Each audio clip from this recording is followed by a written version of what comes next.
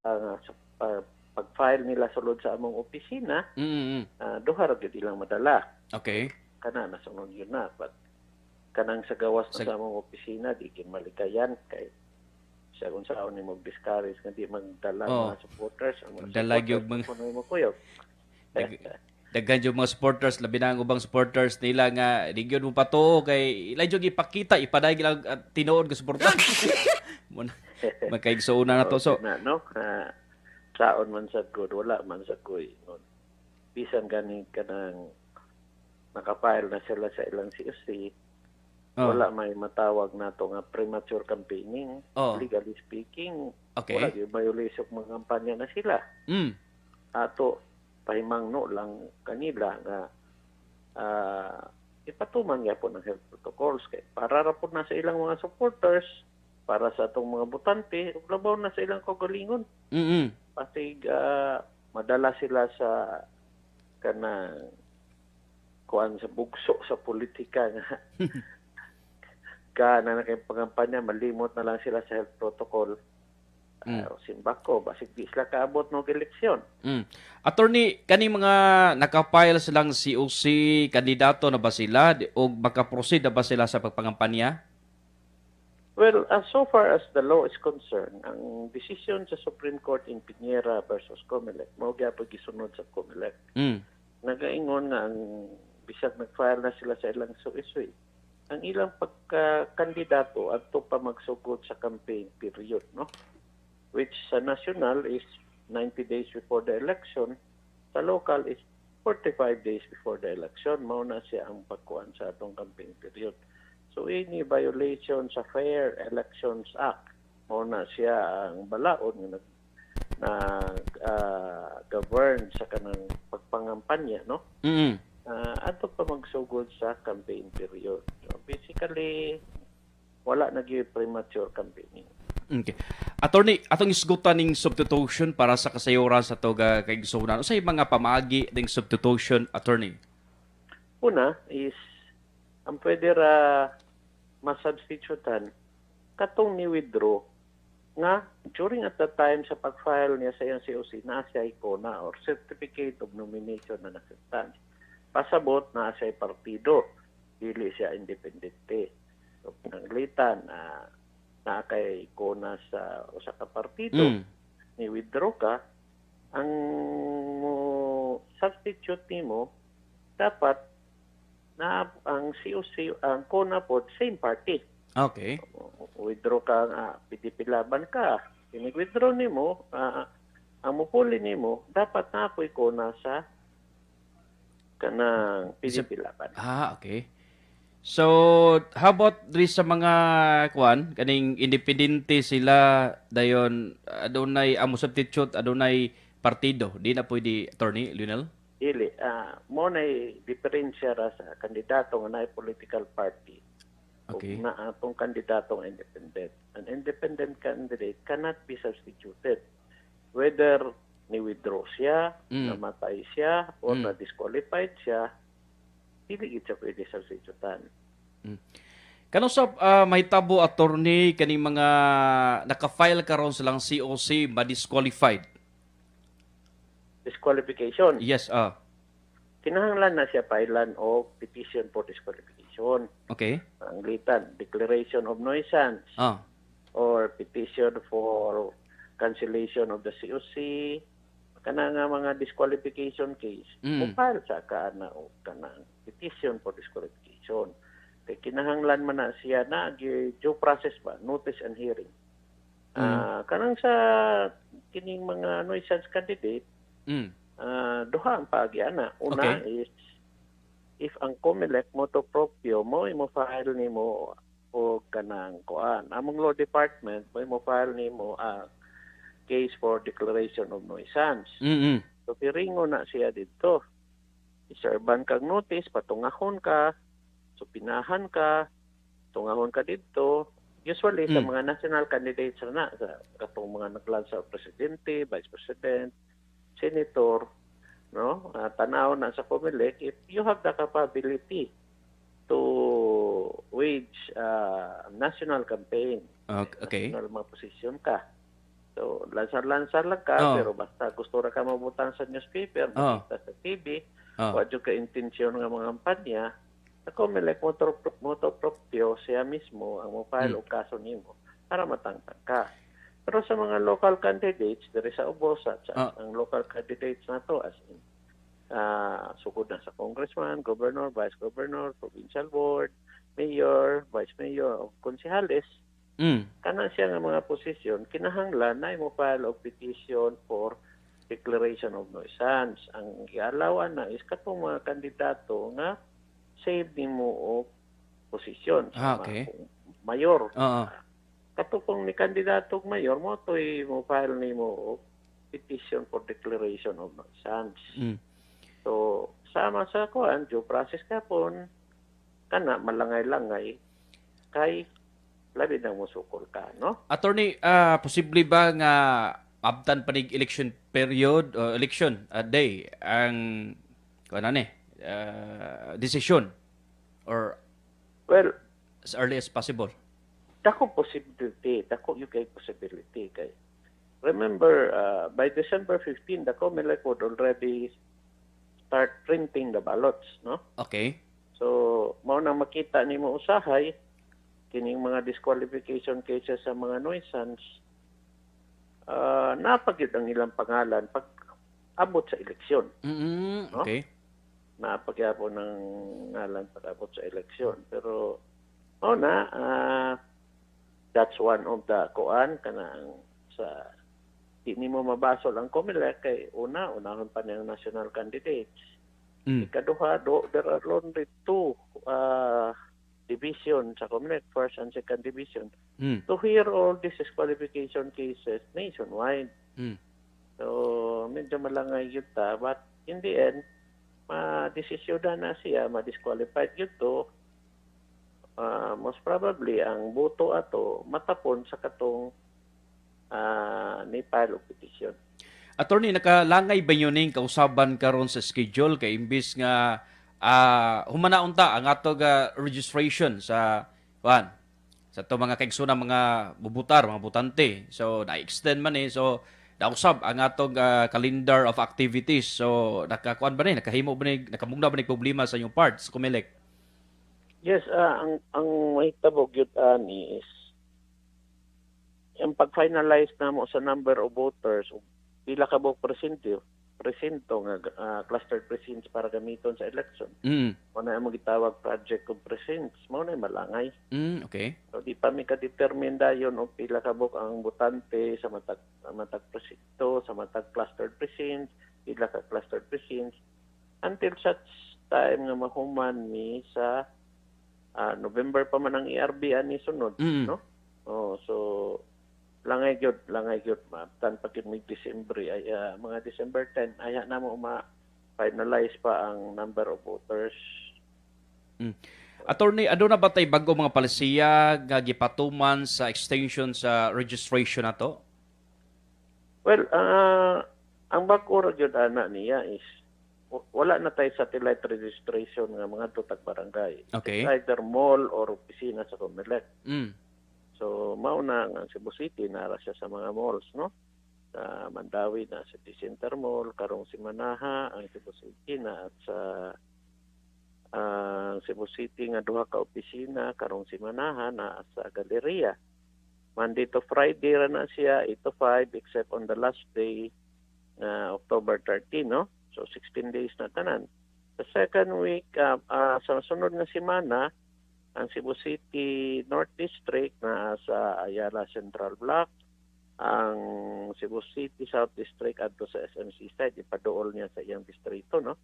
And on the last day, ang Cebu City na at Ayala Center, Cebu. Okay, so naata sa mga malls. Ang sa Mandawi, naatanan sa gikan atong kagahapon hantod sa mahuman ang rehistro nato. Ato ta sa J Center Mall. Okay. Ang sa Lapu-Lapu sa opisina ra gyud niya kay walay mall nga gidawat namo dito. So pila nay datos karon Attorney Lionel sa mga bag-ong mga botante ato na bang nakuan na ato expectation Sa mga botante? yes. Well, as of September, niabot na tag mga 3.2 million, including the cities, no? Cebu City, Mandawi, Lapu-Lapu. Okay. Niabot na tag 3.2 million. Siguro sa kining extension, di na siguro kayong mo abot o another 100,000. Narata di ang range 3.2 kapin, no? Kay mingaw-mingaw na magud ang atong probinsya, na urot naman nato. More about Kini the naman lang cities. sa mga cities o sa mga dagko nga munisipyo nga. So, daghan pa. Pero dili na para sa unang atong mga munisipyo, mingaw-mingaw na gyud. Turot naman nato kay isang panahon na atong pandemya, nagsige man nag-offsite ng atong mga bukid, Okay. mga island barangays, nato na. So, nahurot-hurot na gyud. So what ay Saturday and Sundays, Attorney Linel? Wala. Lagi na. Except sa Salat. except sa October 30 nga last 30. day kay kanang naaman mi opisina matag Sabado pero katong mga trabahoon na mo unta makuan lang aning extension mga other administrative work na mo na mo trabahoon matag Sabado. Okay. Attorney, darita dunay nangutana attorney unsay kuan ani daghang naglibo daghang mga party list nga nagfiles lang si UC karon. Daghang ta kay gusto mo sayod usa gi function aning party list kung makalingkod na sila. Usa poy kuan kanang basihanan nga sila makarga. Pero na guidelines gihatag ang Supreme Court na basta mabilog ka sa marginalized sector, pwede ka ng marginalized sector, pwede mga political parties, pwede gani nga mahimong party list, no? So, medyo ang gipatuman sa COMELEC kay inaagira po sa party list law o katong decision sa Supreme Court, medyo lenient na ron ang COMELEC sa pag-register sa party list. O nang nagkadaghan na kayo ng party list. Remember, nasa atong Batakang Balaod, nag-ingon nga 20% na sila sa numbers sa mga regular congressman. So, around mga 50 yun na sila, 50 to 60 ang atuang mga party list representative na naadiha sa Congress. So, wide na kaya natong participation na pagsugod sa party list, katurang mga lefties nga mga kabayan black ang nag-apila na karon very wide na daghan na tayo, no? Bisan ganing ka ng mga regional groups na siya. Okay. Attorney, usay assessment mo ning mga ni-file sa kuan karon sa pagka-presidente sa tong nasod? Mauna binako nga pandemya dili kay daghan mo file but daghan gyud kayo gyapon independent candidates, no? Labi na po sa kay multi-party system daghan po kayo ng nilansar pagka-presidente, no? So, ang mahitabo, that's the one of the kuan sa demokrasya. Well, vibrant democracy. Multi-party system, daghan kayo ang mulansar. So, sabtano nato na kay atong system of government sa kuan kay atong system sa political parties na to kay multi-party man, di man para sa US nga duhara. Okay. So, kada kuan labi na karon nga ang COMELEC daghan kay accredited nga political parties. So, mao na yung kakahitabo. Kung kadaghan yun ng ato ang mga kandidato, presidente, senador, magkataas ang atong balota. So posible pa rin nga mahasasan sila attorney labi na sa mga kuan nila tanaw niya ma-disqualified. Yes.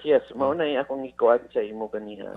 The COMELEC would initiate motu proprio proceedings for declaration of nuisance against those candidates in the position of President, Vice President, and Senators.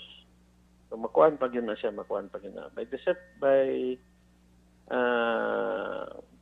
by November 15, makita na ninyo sa among website ang mga list sa mga candidates. Okay. Na initial list ito, and by December 15, we start the printing. Okay. Attorney, diri sa ato aduna tay tulo ka mga kandidato pagka kongresista nga walay kontra, automatic na ba sila ka daog or do na pay kinahanglan nila nga kuan mga votes diha? Well, kinahanglan jud gyapon na eleksyonon na one vote ra man ang kinahanglan na nato. Kinahanglan adto pag yun na sila ato pag ina sila i-proclaim sa ini kahuman sa eleksyon. Dili na pasabot nga unsay ngalan na pwede na sila ma-proclaim karon. Kuno election day pag yun, o sila kontra. Okay. Attorney, unsay garantiya sa COMELEC nga wala mitabo ga daya pinagi sa present count optical scanner kon PECOS machine karong umabot May 9, 2022 election? Well, sa karon nagsugod na ang ato ang kanang gitawag nga pag-testing sa tawag kanang program open na source code review na ang tawag nila. Ongoing na source code review na dito sa Manila. Invited ang different political parties, including the representative, to review the source code. The source code is the program that mupadagan sa ato ang machine, no? So, in the spirit of transparency and in compliance with the automation law, open ang atong source code review. So, there is ato, attorney, aduna biyo tayo susama nga presentation sa Region 7? Well, the same man ang atong machine. Ang usual na to ginahimo is naaman tayo final testing and sealing. For every machine will be tested day prior the election or 2 to 3 days before the election na ay mga kada presinto nga kada cluster precinct adto naman ibutang ang machine niya ikuha na siya natay testing and sealing. So testingan napulo ka bukbaluta na ay mga watcher, pabutaron sila, niya i-feed sa machine, pagkahuman, i-print ang result, i-compare ang manual o ang machine count. Okay. Then, kung pariha, isilyo na ng machine. Ganito na sa election day. Attorney, nag-encounter ba mo mga problema sa PECOS machine atong last election? Well, dili na kayo pariha sa katong mga 2016 nga problem nga daghan-daghan. No? Okay. Gyapon madaot ang mga SD card, SD card na may gigamit na nila karon. But well, dili na kayo pareha gid sa una. So ingon ana aduna ba naghanay nga mga immediate o quick na to ka solution para atong likayan ang mga pagduda sa to mga kaigsunan? Yes, naagapon naaman tay mga backup nga vote counting machine na magamit kung maguba ang vote counting machine. Sa mga miaging eleksyon, wa man gyud magkulang. So kung makita nimo walay failure of elections diri sa Cebu, even sa Region 7, no? Natigayon gyud tanan naka-proclaim gyud ni. Mas mayo, good Attorney Lionel. Well, ang maka-disqualify sa usa ka kandidato is conviction by final judgment. As I understand, kanang Senator De Lima is pending pa man ang kaso, wala pa man na mahuman. So, pasabot, nagyapon siya, pwede yapon siya kalansar. Kung mahinomdom mo, prior ka Senator De Lima, kato si Congressman Halosos, diba? Yes. Kung ano ganito sa Muntinlupa siya at that time. But ang iyang kaso on appeal, he was able to run. In fact, and win. Diba? As congressman. So, until such time na naanay finality sa decision sa kaso, ang presumption of innocence magpadayon pagyapon. So, makalansar gyud gyapon ang usa ka kandidato. Gani, ang COMELEC nang rehistro ba may sa mga presuhan, di ba? Okay, mga yes. detention cell, nang rehistro ba may dito. Pabutaron po na mo sila inig election. Same thing sa kuan. Katong mga narehistro, pwede ka lansar. So what if adunay final conviction then nakadaog na din adunay final conviction. So posible ba nga bawalay wala bili na to yung pagadaog? Matangtang siya. Kay appeal man na sa kuan. Ang decision sa mga kaso nga more than 1 year is your perpetual disqualification from public office. So matangtang ka. Okay. Attorney, daghan na kayong mga nagpakuan karon sa social media. So, aduna ba himo nga lakang ani ang COMELEC pag-regulate kay aduna uban nga nangampanya daghang parang something nagpahumot silang kuan dia usag unsay mga gipagawas ka mga pamagi nila pagkuan paila sa kauligon. Sama sa giingon ko, wala na ang premature campaigning. Technically, they are allowed to campaign. All violations of the Fair Elections Act ang among jurisdiction sa ilang pagkakandidato, magsugod lang panahon sa campaign period. Gani, personally, no, this is my personal view. I would rather that they campaign in the social media at this time, Yes. considering that we are still in pandemic, than magkuhan Tapok-tapok. sila face-to-face. No? Oh. So nindot yun attorney no nga atong ato ga i-observe ang ato ga maximum health standards kay kasagaran kaniadto to nakalabay nga mga eleksyon do na may mga pulong-pulong pagtapok-tapok so karon ato ga advisean tingali ato mga kaigsunan nga labi mga kandidato nga mas maayo tingali diya sa social media. Lagi, until such time that we achieve herd immunity, I encourage those candidates, especially those with comorbidities, mga senior citizen, nga dito sa eleksyon, wala na tayo problema nga mapareha ta sa India ba nga human sa eleksyon daghan kaayo ang positive. Okay. Na ay surge, na ay third wave. Kay nagtakod na dito panahon sa eleksyon. So hopefully, ilang i-encourage ang ilahang ang ilahang mga supporters magpabakuna. Para delikado ang ato ang health during that time nga magbotar ta sa election period. As you can see, daghan naman ang bakuna. Ingon na ang gobyerno nga general population, pwede na. No? So, tabangin ninyo ang gobyerno. As part na para naatay COVID-free election. Encourage your supporters to have vaccination. Saan man na imong supporter pasik adlaw sa eleksyon, di nakabutar kay na-quarantine na. Kay wa nimo ma-encourage na magpapakuna. No? Attorney, sa iyong part sa Comelec, inyo bang napalantawan nga ato nang ma-apply ang normal nga election kaning pamagi sa election karong May 9, 2022? Well, if our government is to be believed, hopefully by February na natay herd immunity. And that could not happen if walay cooperation sa mga tao. Have yourself vaccinated. Attorney, usay nakahanay yung plano just in case doon na yapoy COVID-19 panahon sa pinili ay May 9, 2022. Usay mga ato nga mga nakahanay nga mga laka nga aron malikayan nato ang transmission sa COVID-19. Well, we are learning from the katong nagpa-election na atong March karong tuiga dito sa Palawan, nagpa-plebisito man ang Comelec. Yes, atong pagbuak-buak sa Palawan. We're learning from that experience. Okay. So that experience o kanang mga bagong guidelines sa IETF are still being worked out para makapagawas ang Comelec sa guidelines sa campaign. So padayon pagyapon ang pagtuon sa Comelec, listening to the experts, no? Health as well as the legal experts kung unsay maayo nga guidelines para sa campaign. Okay. Attorney, mga ikodimuguan kining usay mga calendar of activities ato ga sa Comelec? Well, ang calendar of activities sa January 9. That is 120 days before the election will be the start of the mao na start sa election period. And 30 days thereafter, 150 days na siya, magsugod na po itong ganbanan ng panahon na. No? Mao na itong election period. So, o pa na itong pagabantayan sa pagkakaroon. Okay.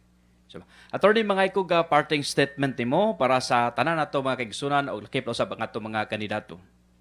Well, sa mga kandidato, sama sa akong naingon sa unahan, I would rather that kung di man mo papugong sa pagpangampanya kay wala na illegal prohibition against sana, ana lang sa social media, no? Para ma-observe pa nato. Ayaw, likayi lang sa ang pagpatapok-tapok labi na kung daghan kayo mga enclosed spaces. Have the government achieve herd immunity, have your supporters vaccinated, and also sa mga botante, karon sugod na para makapili mo sa inyong gusto butaran. By the time nga eleksyon na mo informed choice, no? So para pagbutar nato nanatay listahan paspas ang atong pagbutar, paspas sulod gawa sa eskwelahan.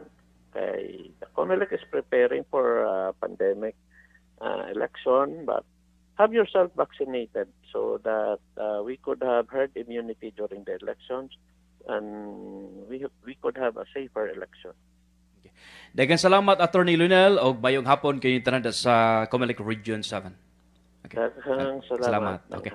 Mao tawag sunan sa Attorney Lionel Marco Castellano, Provincial Election Supervisor. Tutak na 45 minutos sumanakalabay ang alaw na sa kapon. Kinimutak na ato karatos sa Tanduay ato ni Bay. Babalik ta ron taw-taw human sa pipila